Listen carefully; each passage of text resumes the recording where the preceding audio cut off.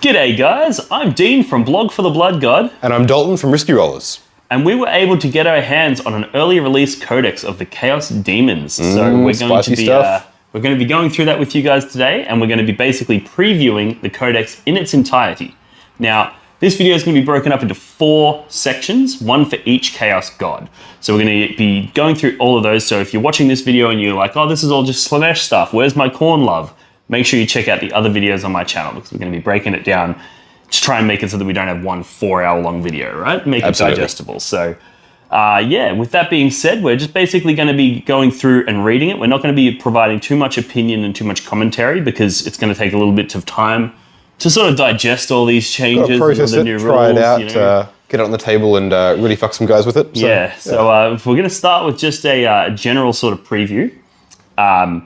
And then once we've digested it a little bit and we've got some feedback from you guys and we've got some community ideas going around and, some ideas happening, we'll then be doing some more detailed tactical content. We'll jump on the Risky Rollers channel, do some battle reports with these boys. So got a lot of demons on the way. So yes, there's going to be some really interesting content coming out soon. But for now, this is a preview of the Chaos Daemons Codex. Let's get into it.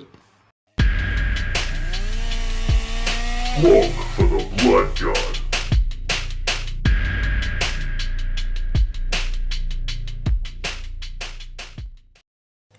Alrighty guys, thanks for tuning back into the Chaos Daemons preview that we're doing. So we've done all 4 of the Chaos Gods now, so we're going to jump in and just quickly round out the video series with the Undivided. So there's a few bits and bobs in there. We're going to touch on BELAKOR and the Disciples of BELAKOR in there as well. So this one should be relatively short compared to the previous ones, but let's jump straight into it. So we've got points costs first. So you got BELAKOR, the big man himself. He's 420 points, so he's an expensive boy. Then we have the Demon Prince of Chaos. Now this one's available obviously in your various Khorne, Tzeentch, Slaanesh and Nurgle armies as well. He's got 140 points for himself. He can take an axe or a sword for an extra 10 points, and he can take wings for 35 points. Then over in heavy support, which is the only other Undivided choice, is a Soul Grinder, which costs 190 points. Yeah, it's pretty expensive. So let's go through now and talk about the Undivided, or the generic Warp Storm points. So basically you've got, there's quite a few here. There's more than there are for the dedicated gods. So for 5 Warp Storm points, you can do Dark Invigoration. You do this effect at the start of the morale phase. 1 model in each demon's unit can regain up to D3 lost wounds. If every model in that unit has a wounds characteristic of 1, you can instead replenish it. And if you do so, you add D3 models back to the unit, full units remaining, with full wounds remaining. Each return model no longer counts as having been destroyed for morale tests this turn, and each unit can only be replenished once. Cool. Then you have the Primeval Terror for 3 Warpstorm points. Use this effect at the start of a turn.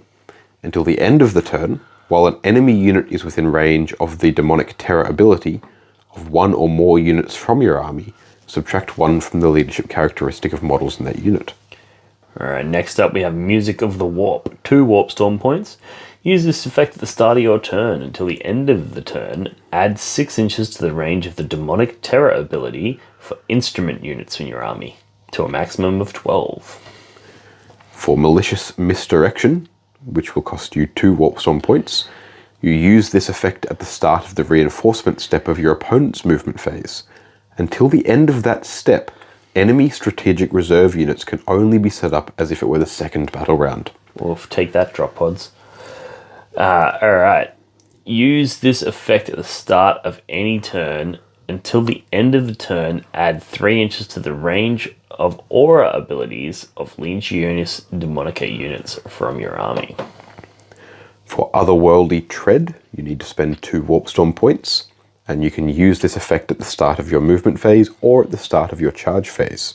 Until the end of the phase, Legionis Demonica units from your army can ignore any or all modifiers to their move characteristic, advance rolls, and charge rolls. Alright, 3 Warp Storm points will get you Descending Shadows. So use this effect at the start of your opponent's shooting phase. Until the end of the phase, each time a ranged attack is made against a Legionis Daemonica unit from your army, if the attacker is more than 12 inches away, subtract 1 from the hit roll. Finally, Insidious Whispers for 2 Warp Storm points. Use this effect at the start of your opponent's psychic phase. Until the end of the phase, Legiones Daemonica units from your army have the following ability. The Insidious Whispers is an aura, while an enemy Psyche unit is within 12 inches of this unit. Each time a psychic test is taken for that Psyche unit, it suffers perils of the warp on any dice roll that includes a double instead of only a double 1 or double 6.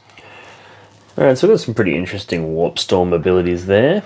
Now let's get down into the business of the Disciples and the various data sheets that are available through Undivided.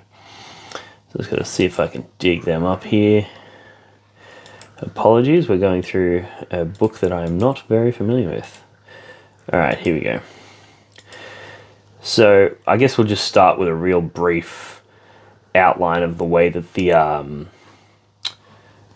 the Undivided stuff works. Is basically it doesn't break your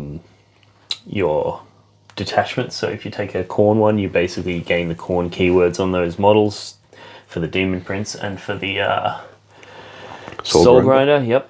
And then there's some stuff in there about Armies of Renown. From what I can see, none of that has changed since the previous Armies of Renown. So let's go through the Noetic discipline before we do. So basically you have to take BELAKOR in your list to unlock the Noetic discipline. The first psychic power is Shrouded Step.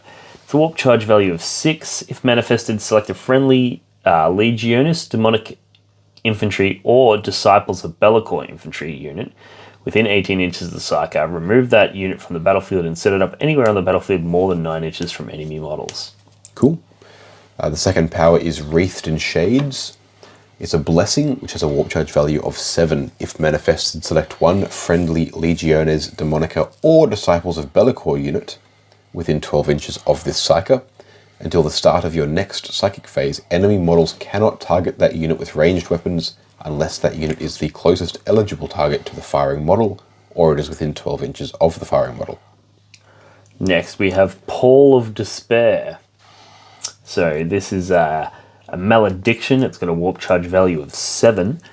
If manifested, select one enemy unit within 18 inches and visible to the Psyker, roll 3d6. If the result is greater than that unit's leadership, select one of the following to apply. Until the start of your psychic phase, if that unit has any aura abilities, select one of those abilities and it loses that ability.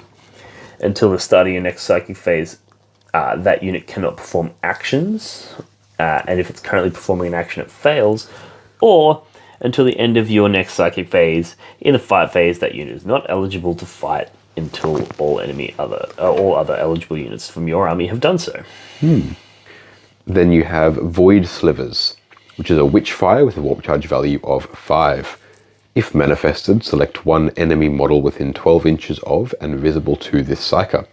Draw a line between any part of this Psyker's base and any part of the selected model's base or hull. The selected model's unit suffers 1 mortal wound. If that unit contains 11 or more models, it suffers d3 mortal wounds instead. And every other enemy unit that this line passes over or through suffers 1 mortal wound. If any of those units contain 11 or more models, it suffers d3 mortal wounds instead. Spicy. Then we have the Penumbral Curse, which is a malediction with a warp charge value of 7. If manifested, select one enemy unit within 18 inches of the Psyker. Until the start of your next psychic phase, each time a model in that unit makes a melee attack, subtract 1 from the attack's wound roll and worsen the AP by 1. Yikes. Then finally you have Betraying Shades, which is a Witchfire with a warp charge value of 6. If manifested, select one enemy unit within 18 inches of and visible to this Psyker. Select up to 6 models in that unit and add together the unmodified attacks characteristics of those models. Roll a number of d6 equal to the total.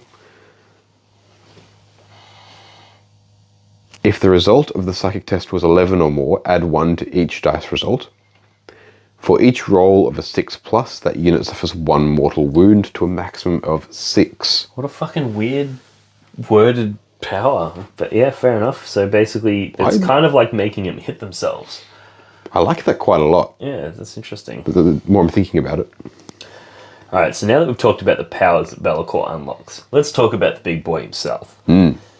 So 420 points. 420 points. He's got a 12-inch move characteristic, weapon skill ballistic skill 2, strength 8, toughness 7. He's got 20 wounds. He's got 6 attacks, and he's got a 4-up demon save against melee and shooting. Then his weapon is just the Blade of Shadows, so he can either make a sweeping strike, which is strength 8, AP 3, 1 damage, but he makes 2 hit rolls, so it's going to go with 12 attacks. Or he can make a piercing strike, which is going to be strength 12, AP 4, D3 plus 3, and you can't make invulnerable saving throws against that attack. Then he has the demonic ability. He's got Shadow Form. Each time an attack is made against this model, your opponent cannot reroll the hit roll. Each time an attack is made against this model, subtract 1 from the hit roll and the wound roll. Each time a ranged attack is made against this model, subtract 1 from the damage characteristic to a minimum of 1. He's got the Lord of Torment. While an enemy unit's within 6 inches, subtract 1 from the leadership characteristics of models in that unit. And each time a combat attrition test is taken, subtract 1. He's got Dark Master. While a friendly Legiones, Demonica, or Disciples BELAKOR unit is within 6 inches, reroll hit rolls of 1. And he's got Spiteful Jealousy. If your army is Battleforged, you cannot include this model in a detachment that includes any other Demon Prince models. Each time this model makes an attack against the Demon Prince, you can reroll the wound roll, hit roll, and the wound roll. He knows 2 psychic powers. And it's worth noting here that he also has the Warp Locus ability. Ooh. So he's one of those lads that can bring in those demons real close. So Very nice. I think he's very expensive for 420 points, but I think he brings it pretty hard. So That he does. I think get used to seeing this lad around. He also has a Warlord trait which you can get for him, which is in your command phase, select 1 Legiones Demonic Core or Disciples of BELAKOR unit, excluding vehicles, within 9 inches of the Warlord. Until the start of your next command phase, each time a model in that unit makes an attack, it can re-roll the hit roll. So he's a chapter master. Full rerolls to hit. Makes sense. Now then you have the Demon Prince of Chaos. This is one generic data sheet that is then kitted out for each of the gods. Moves 8 inches, 2+ to hit, strength 7, toughness 6, 8 wounds, 6 attacks, with a 5+, 4+ demon save. It comes stock with the Hellforged Sword and Malefic Talons. Hellforged Sword being a strength 8 -3, 3 damage weapon. Malefic Talons being a strength 7 -1, 2 damage weapon with an additional attack every time you fight. You can upgrade it to have wings, which gives it a move characteristic of 12 and fly. And you can replace the Hellforged Sword with either a Demonic Axe or an additional Malefic Talon. So the Demonic Axe is then strength 9 -2, 3 damage. It has the Prince of Chaos aura. So while a friendly Legiones Demonica core unit is within 6 inches of the model, each time a model in that unit makes an attack, you reroll a hit roll of 1. And this contains, I think, the first instance of the Allegiance, like, selectable trait. Yes. Which is just, this will just change to be either Khorne, Tzeentch, Nurgle, or Slaanesh, depending on which one you give it.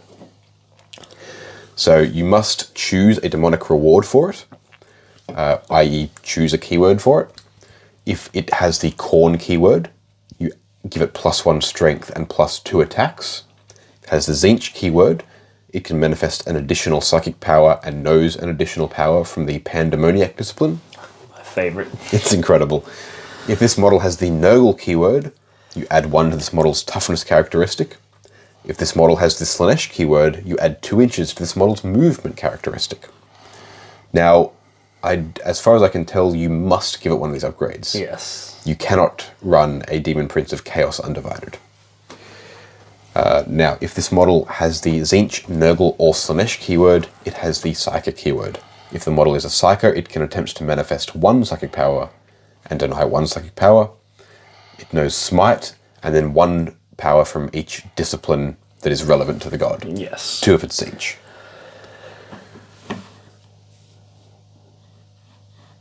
2 if it's Zinch. Because you have to have given it the demonic reward so that yes. it know an additional power. Correct. This is why paying attention is valuable. I never learnt that lesson because I wasn't paying attention. What was that? So, fuck. Soul Grinders are up next. So they have 8-inch move characteristic, weapon skill and ballistic skill of 3+, strength toughness 8, 16 wounds, 5 attacks. They get a 5-up in melee and a 4-up against ranged. So toughness 8 with a 4-up range. That's pretty cool. Not bad at all. And then they have the Harvester Cannon and Phlegm Bombardment. So Harvester Cannon is 6 shots at 36-inch range, heavy. It's strength 7, AP 1, 2 damage. And then the Phlegm Bombardment is also 36 inches range. This one's heavy D6, strength 8, AP 2, 3 damage for blast. Then basically it's got a Warp Sword, which is melee weapon is going to be strength 8, AP 3, D3 plus 3, Malefic 2. So it can only make 2 attacks with that weapon. And then it has Iron Claws for the remainder of its attacks, which are going to be strength 16, neg 3, D6 damage. And it can replace its Warp Sword with a Warp Claw. So the Warp Claw is going to be strength 8, AP 2, 2 damage, but it's Malefic 4. I don't think you're ever going to do that, but No. maybe if you've modelled it that way, you might choose to. Or you might choose to go on eBay and buy yourself a sword. So your abilities-wise, it's got an Explodes. I think this is the only unit in the Codex so far that has an Explode result. Beasts of Chaos explode. Yeah, okay. When this model is destroyed, roll a d6 before removing it. On a 6, it explodes for a 6-inch range of d3 models. And then again, like the Demon Prince, you have the demonic rewards, which basically you have to pick one of these, which is Khorne, Tzeentch, Nurgle, Slaanesh. If you pick Khorne, you get +2 attacks. If you pick Tzeentch, you get a 4-up against melee and shooting. If you pick Tzeentch, you get Nurgle, you get +1 to your toughness. And if you pick Slaanesh, you add 4 inches to the move characteristic. Makes it move 12. So that's pretty good. Okay. And then we're going to get into some of the general restrictions and shit. Like, we won't go through all these. Suffice to say, there's a whole bunch of restrictions, and then they've also listed This is for the Disciples of BELAKOR, Army of Renown. Yes, correct. Which you don't need to take if you're taking BELAKOR. Yes. And you don't need this to take the other Undivided units. Correct. So this is specifically for the Disciples of BELAKOR, Army of Renown. There's a whole bunch of restrictions. And then there's a whole bunch of benefits listed, most of which are actually just further restrictions. The TLDR is that you can essentially soup Chaos Space Marines and demons. Yeah. And if you do this, you gain access. The main benefit is you gain access to the following stratagems. So you've got a 1 CP stratagem here called Shadow Pact. Use the stratagem in your command phase. Select a Disciples of BELAKOR infantry unit from your army. Then select one of the pacts below until the start of your next command phase. That unit has the pact, which is either Pact of Blood for +1 attack, Pact of Fate for 5-up invulnerable save, Pact of Plague for +1 toughness, or Pact of Excess for +1 to the move characteristics. In addition, you gain +1 to advance and charge rolls. So That's you can a really unique set of 4 different themes there. Yeah. I wonder where they came up with that. No, no, right? So you can actually make these. If you take Terminators, right? Yep. You can give them their toughness 4. You can give them +1 toughness from this to make them toughness 5. You can give them a further +1 toughness from the Malefic, the Master of Possessions. Yep. And then you can give them a further +1 toughness if you take a Nurgle Dark Apostle. So you can actually make toughness 7, Oh, neg 1 to wound, that is nasty. 30 wound, Terminator brick. Terminator, 2-up save Terminator brick. Like, get absolutely fucked. That is nasty. Anyway. You then have Demonic Boon for 1 CP. Use this stratagem at the start of the fight phase when a Legion Disciples unit from your army that is within 6 inches of a friendly Demonic Disciples unit is selected to fight. Until the end of the phase, add 1 to the strength characteristic of models in that Legion Disciples unit. Each time a model in that Legion Disciples unit makes a melee attack, an unmodified hit roll of 6 automatically wounds the target. Just FYI, Legion Disciples are the Chaos Space Marines, and Demonic Disciples are the Chaos Demons. God, they could have made that a little bit easier to distinguish, couldn't they? Because they've got the... anyway. Legions of Shade, 1 CP. So use this stratagem at the start of your movement phase or at the start of your charge phase. Select 1 Disciples of BELAKOR unit from your army. Until the end of the phase, models in that unit can move horizontally through enemy models. They cannot finish a move on top of any other models or space. So Not through terrain. interesting. Not through terrain. Just it through does models. mean that you don't need to use the Desperate Breakout stratagem, because you can use this That is instead. true, yeah. You then have Mortal Boon for 2 CP. Use this stratagem at the start of the morale phase. Select 1 Demonic Disciples unit from your army that is within 6 inches of a friendly Legion Disciples unit. Until the end of the phase, each time a morale test is taken for that Demonic Disciples unit, it is automatically passed and counts as having been passed with an unmodified roll of 1. Cool. Draft? God, I feel like an idiot that I can't read that word. Wow. Anyway, Drought of Terror? Drought of Terror? I think it's Drought. I think it's Draft. Fair enough. Fucking English is just a ridiculous language. It's 1 CP. Use the stratagem at the start of your morale phase. Select 1 Demonic Disciples unit from your army. Until the end of the phase, that unit gains the following ability. I'm not saying it again. Aura. While an enemy unit is within 6 inches of this unit, each time a model flees from an enemy unit. Wait, what? While an enemy unit is within 6 inches of this unit, each time a model flees from that enemy unit, if any models in this unit have lost any wounds, 1 model in that unit regains 1 lost wound. If no models in this unit have lost any wounds, but it is at starting strength, one of the unit's destroyed models is returned with 1 wound remaining, and models returned to this unit in this way can only be set up with an engagement range of units that are already in engagement range of this unit. Fuck, that broke me. You're reading from now. That really broke me. The way that last point is written, models returned to this unit in this way can only be set up with an engagement range of enemy units that are already within engagement range of this unit. You could read that to say that you cannot set models up that are not within engagement range of a unit that's not engagement range of this unit. I just think any sentence that uses the word unit 3 times needs to be rewritten to not be so ridiculous. Anyway, tell us about Blessings of BELAKOR. The Blessings of BELAKOR is a 2 CP stratagem. You can use it in any phase when a saving throw for a Disciples of BELAKOR model from your army against an attack is failed. If BELAKOR is on the battlefield, the damage characteristic of that attack is changed to 0. Oof, that's spicy. It's expensive, but that could come in real clutch. Especially if you're pairing that with, like, your Mark of Zinch. You can't take marks for Disciples of BELAKOR. Oh, shit, alright, fair enough. Yeah. Fair enough. So that rounds out the Undivided / Disciples of BELAKOR The only properly undivided stuff that exists is if you're taking the Disciples of BELAKOR Army of Renown, because both of the undivided models outside of BELAKOR himself become marked, or become aligned. I guess when you take them. Yeah. Interesting. Yeah, so that rounds out our coverage of the Chaos Daemons Codex. So I want to thank you all for tuning in. I hope you guys learnt a bit there. I really want to extend a deep thank you to Dalton from Risky Rollers. It's currently nearly 2 a.m. I got him over here to help me out with this, because trying to read through a whole codex in a single sitting is a fucking mighty task. So Cheers, man. It's been a pleasure to be here. Thanks for having me. So make sure you guys show me your appreciation by heading over to the Risky Rollers channel on YouTube and all of their various socials. I'll put links in the description. Show them some love and show them that we appreciate their work and we appreciate their help on this one. Cheers, mate. And also, if you appreciate this content, you want to see me do some more stuff like this, some more deep dives, make sure you head over to my Patreon. You can sign up currently for $1 a month, but we're looking at rechanging that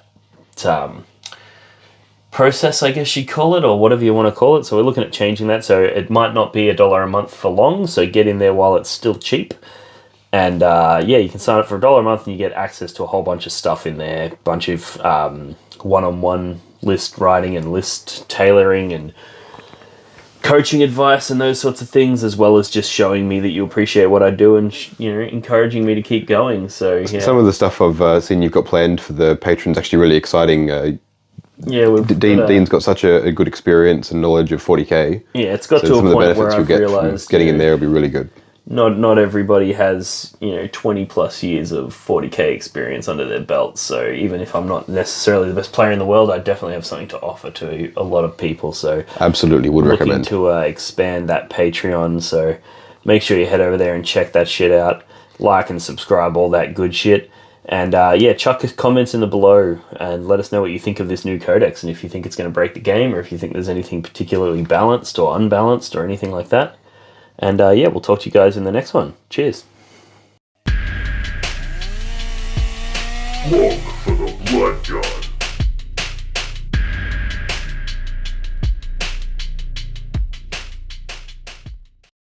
Alrighty guys, I hope you enjoyed that section of my Chaos Daemons Codex preview. Now, I want to say a huge shout out and a huge thank you to Dalton from the Risky Rollers team for coming over. It's currently 2:30 in the morning and he's spent the whole night here helping me go through this codex and bring this preview to you guys. So I want to say a huge thank you to him. And I also want to say a huge thank you to all of my supporters on Patreon. You can sign up for only $1 a month and that allows me to continue doing these things, and it motivates me to not only stay up till 2:30 in the morning recording these videos for you, but it also motivates me to pressure my friends like Dalton from Risky Rollers to come and help me record these things until 2:30 in the morning. So a huge thank you to Dalton, a huge thank you to my Patreons, and make sure you check out the next video coming up in this series. I've gone through and I've done one for each Chaos God, as well as one for the Undivided and the Disciples of BELAKOR. So there's going to be a few videos coming out over the next couple of days. Make sure you like and subscribe so that you don't miss any of them. And with that being said, I'm going to love you and leave you, and I'll see you in the next one. Cheers. Do your objective markers ever get lost behind terrain or other models and become difficult to see? Do they ever get bumped and accidentally moved during a game? And do they ever spark arguments about distances? Well, not anymore. Introducing the blog for the Blood God, not even remotely patented neoprene objective markers. Made from the same material as astronaut suits, or maybe military equipment, or probably neither of those things, this 2mm thick neoprene synthetic rubber is tear resistant, water resistant, and is designed to last. But that's not all. The blog for the Blood God, not even remotely patented neoprene objective markers come in a variety of different designs and styles to suit any faction represented in the Warhammer 40,000 universe. These objective markers are a perfect gift for yourself or a friend, and are a perfect way to flex and show your opponent that not only are you a smarter, cooler, and better 40k player than them, but you also have more disposable income than they do. For the low price of $25, you'll get not one, not two, but 6 neoprene objective markers, perfectly designed for 9th edition Warhammer 40k. But wait, there's more. For a limited time only, people who sign up on Patreon to support Blog for the Blood God as a Skull Champion tier $5 per month member will gain access to a custom design service where I will design a unique logo to support their gaming club, like the one I did to the left here for the Potato Farmers local gaming club here in Melbourne. Follow the links in the description of this video to pick up your set today.